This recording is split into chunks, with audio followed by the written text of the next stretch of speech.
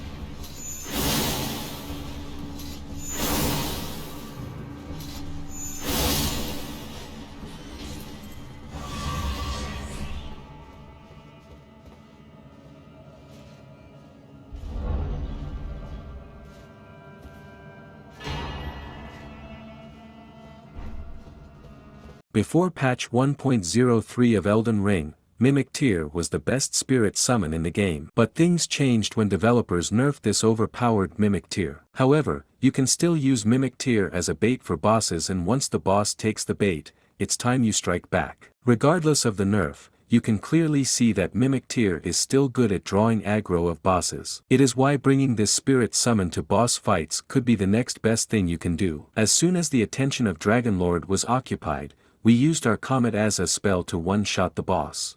And this wraps up our Elden Ring Mimic Tear location guide. We hope you liked it, so keep watching more of our content, and as always, like, share and subscribe to our channel for more awesome content.